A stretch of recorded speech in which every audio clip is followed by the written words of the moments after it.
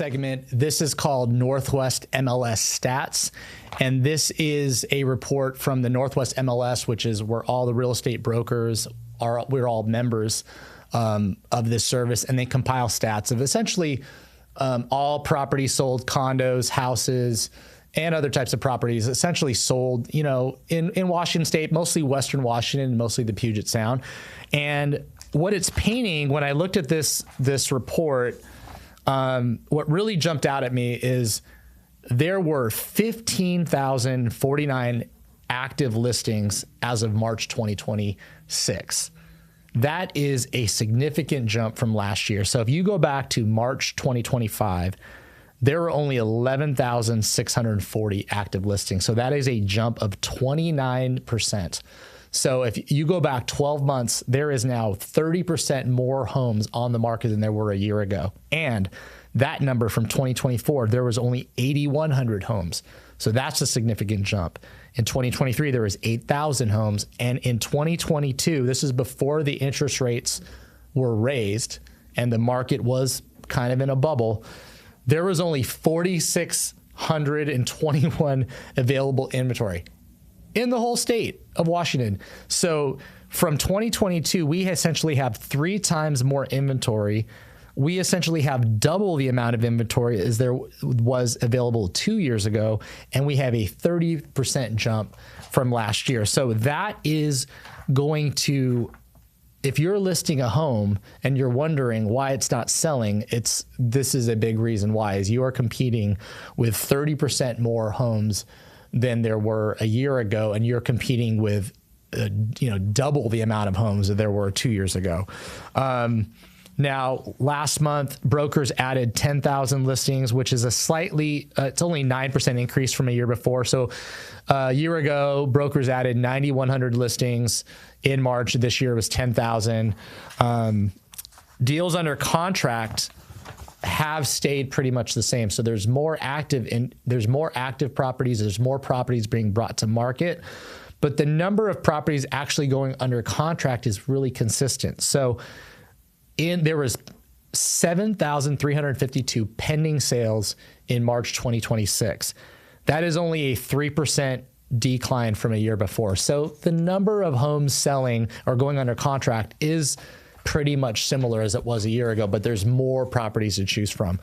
Last stat was, if you think about it in terms of months inventory, we are now at 2.78 months inventory. Now, the way I was raised in real estate, and this has been kind of a national stat and how they teach you over the past 20, 30 years, a balanced market is 4 to 6 months of inventory. So you're like, Davis, we're not even in a balanced market. Technically, according to the dictionary definition, we are still in a seller's market.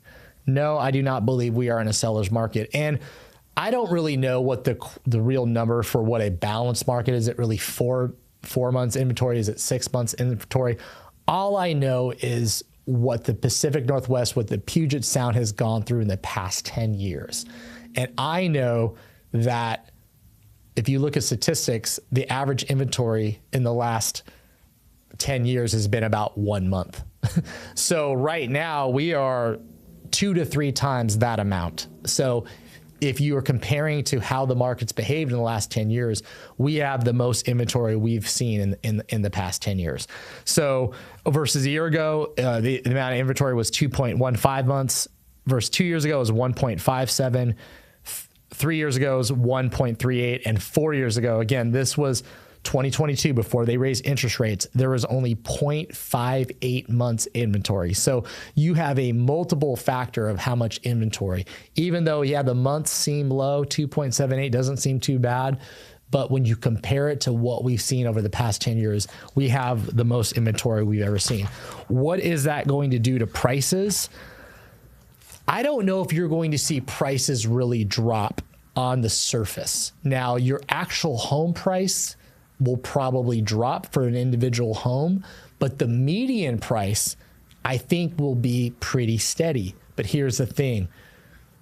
The house you're getting is a better house. So, for instance, if the median price, according to the NWMLS, of a closed sale in March 2026 is 640,000. Well, a year ago, it was 650,000. A year before that, it was 633,000.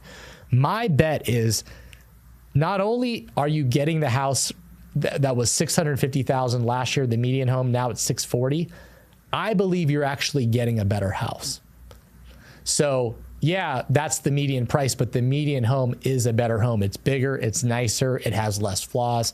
That's kind of how the market works. And we're able to hide the price drops in the median number when we go through a decline. And that's a little secret that, you know, not everyone really fully understands, because they look at these median prices when your actual home price change is probably greater than what the median price change is. What's a good takeaway for this? You can sell a house. There are properties going under contract. It's the better homes. It's the ready-to-made homes. It's the homes that are priced right. It's the homes that don't have flaws. It's the homes that are nicely remodeled, that are just teed up for the buyer, you know, in the neighborhoods they want to be. So yes, there are homes that are selling. There are homes that are selling above list. There are homes that are selling within 1 or 2 days, but they are the better homes at the better values. If you're not delivering a good quality home, if your price is too high, then your house is probably sitting on the market, even though we're in the springtime with the different interest rate challenges and all the things we're facing right now.